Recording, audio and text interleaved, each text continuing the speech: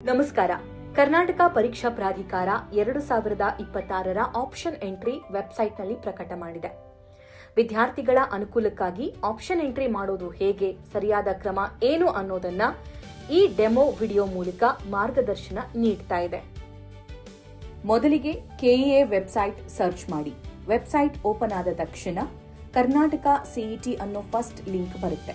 ಅದನ್ನ ಕ್ಲಿಕ್ ಮಾಡಿ. ಕ್ಲಿಕ್ ಮಾಡಿದ ತಕ್ಷಣ ಆಪ್ಷನ್ ಎಂಟ್ರಿ ಪೋರ್ಟಲ್ ಓಪನ್ ಆಗುತ್ತೆ. ಆಪ್ಷನ್ ಎಂಟ್ರಿ ಲಿಂಕ್ ಅನ್ನ ಕೆಳಗಡೆ ಗಮನಿಸ್ತಾ ಇದ್ದೀರಾ. UGCET 2026 option entry link 1, UGCET 2026 option entry link 2 ಎರಡನ್ನ ಉಪಯೋಗಿಸಿ ನೀವು ಆಪ್ಷನ್ ಎಂಟ್ರಿಗಳನ್ನ ಮಾಡ್ತಾ ಹೋಗಬಹುದು. ನಾವಿಲ್ಲಿ ಆಪ್ಷನ್ 1 ಕ್ಲಿಕ್ ಮಾಡ್ತಾ ಇದ್ದೀವಿ.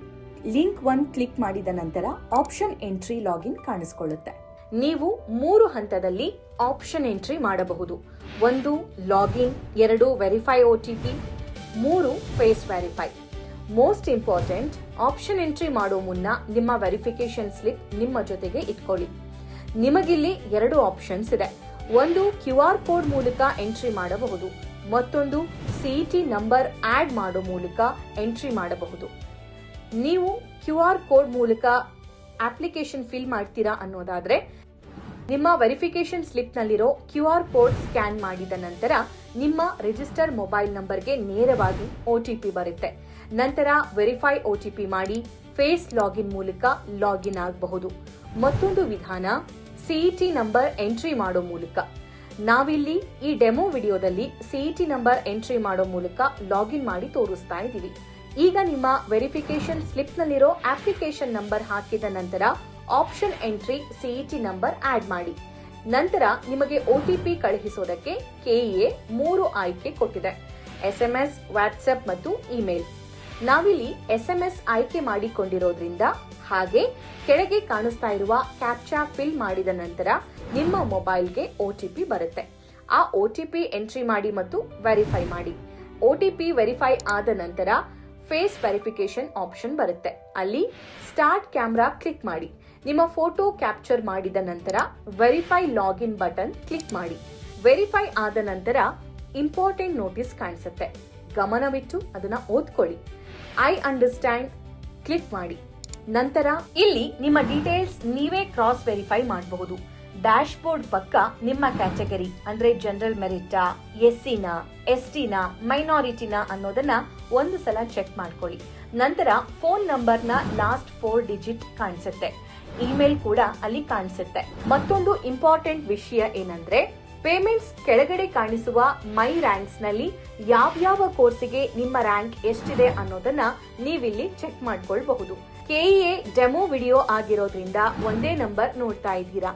ಹಾಗೆ ಮೇಲೆ ಕಾಣಿಸುವ ಕೋರ್ಸಸ್ ಮತ್ತು ಕಾಲೇಜ್ ಆಪ್ಷನ್ಸ್ ನಲ್ಲಿ ಕೋರ್ಸ್ನ ಕೋಡ್, ಕಾಲೇಜ್ ಮತ್ತು ಕಾಲೇಜ್ ಕೋಡ್, ಇನ್ನು ಕಾಲೇಜ್ ಅಂಡರ್ ಬರುವ ಕೋರ್ಸಸ್ ಯಾವ್ಯಾವುದು ಅನ್ನೋದನ್ನ ಚೆಕ್ ಮಾಡ್ಕೊಳ್ಬಹುದು. ನಿಮಗೆ ಆಪ್ಷನ್ ಎಂಟ್ರಿ ಬಗ್ಗೆ ಏನಾದ್ರೂ ಡೌಟ್ಸ್ ಇದ್ದರೆ ಆಪ್ಷನ್ ಎಂಟ್ರಿ ಎಕ್ಸಾಂಪಲ್ ಕ್ಲಿಕ್ ಮಾಡಿ. ಆಪ್ಷನ್ ಎಂಟ್ರಿಯ ಸಂಪೂರ್ಣ ವಿಧಾನ ವಿತ್ ಸ್ಕ್ರೀನ್ ಶಾಟ್ ಇಲ್ಲಿ ಲಭ್ಯವಿದೆ. ಹಾಗೆ ಡಿಟೇಲ್ಡ್ ಆಪ್ಷನ್ ವರ್ಕ್ಶೀಟ್ ನಲ್ಲಿ ಮೊದಲೇ ನಿಮಗೆ ಯಾವ್ಯಾವ ಕಾಲೇಜ್ ಬೇಕು ಅನ್ನೋದನ್ನ ಡೌನ್ಲೋಡ್ ಮಾಡಿ ಸೆಲೆಕ್ಟ್ ಮಾಡಿ ಇಟ್ಕೊಳ್ಳಿ. ಕಾಲೇಜ್ ಹಾಗೂ ಕೋರ್ಸ್ ಸೆಲೆಕ್ಟ್ ಮಾಡೋದಕ್ಕೆ ನಂತರ ಈಸಿ ಆಗುತ್ತೆ.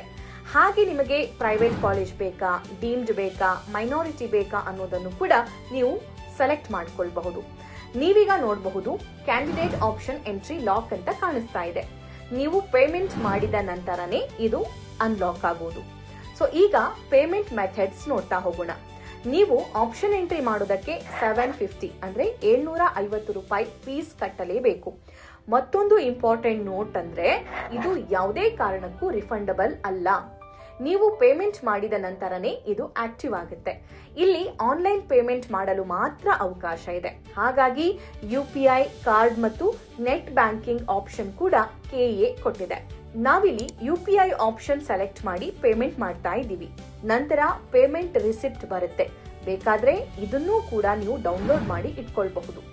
ಪೇಮೆಂಟ್ ನಂತರ ಕ್ಯಾಂಡಿಡೇಟ್ ಆಪ್ಷನ್ ಎಂಟ್ರಿ ಆಕ್ಟಿವ್ ಆಗುತ್ತೆ. ಇದನ್ನ ಕ್ಲಿಕ್ ಮಾಡಿದ ಮೇಲೆ ಟರ್ಮ್ಸ್ ಅಂಡ್ ಕಂಡೀಷನ್ಸ್ ನ ಒಂದು ಸಲ ಓದಿ I agree proceed to option entry click ಮಾಡಿ. ಆಗ ಆಡ್ ಆಪ್ಷನ್ಸ್ ಅಂತ ಕಾಣಿಸುತ್ತೆ. ಅದರಲ್ಲಿ ಸೆಲೆಕ್ಟ್ ಡಿಸಿಪ್ಲಿನ್ ಮಾಡಿ. ಅಲ್ಲಿ ಎಲ್ಲಾ ತರಹದ ಕೋರ್ಸಸ್ ನೀವು ನೋಡಬಹುದು. ಎಂಜಿನಿಯರಿಂಗ್ ಇದೆ, ಮೆಡಿಕಲ್ ಇದೆ, ಡೆಂಟಲ್ ಇದೆ, ಇನ್ನೂ ಹಲವು ಕೋರ್ಸಸ್ಗಳು ಕೂಡ ಅವೈಲೇಬಲ್ ಇದೆ. ಮೆಡಿಕಲ್ ಕೆಲವೇ ದಿನಗಳ ನಂತರ ಓಪನ್ ಆಗುತ್ತೆ. ಸದ್ಯಕ್ಕೆ ನಾವಿಲ್ಲಿ ಇಂಜಿನಿಯರಿಂಗ್ ಡಿಸಿಪ್ಲಿನ್ ಸೆಲೆಕ್ಟ್ ಮಾಡ್ತಾ ಇದ್ದೀವಿ. ಆಗ ನಿಮಗೆ ಕೋರ್ಸ್ ಮತ್ತು ಕಾಲೇಜ್ ಅನ್ನೋ ಆಪ್ಷನ್ ಕಾಣಿಸುತ್ತೆ.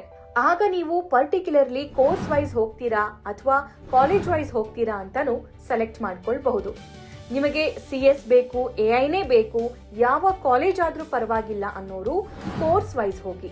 ಒಂದು ವೇಳೆ ನೀವು ಇದೇ ಕಾಲೇಜ್ ಬೇಕು ಅನ್ನೋದಾದ್ರೆ ಕಾಲೇಜ್ ಆಪ್ಷನ್ಸ್ ಸೆಲೆಕ್ಟ್ ಮಾಡ್ಕೊಳ್ಳಿ.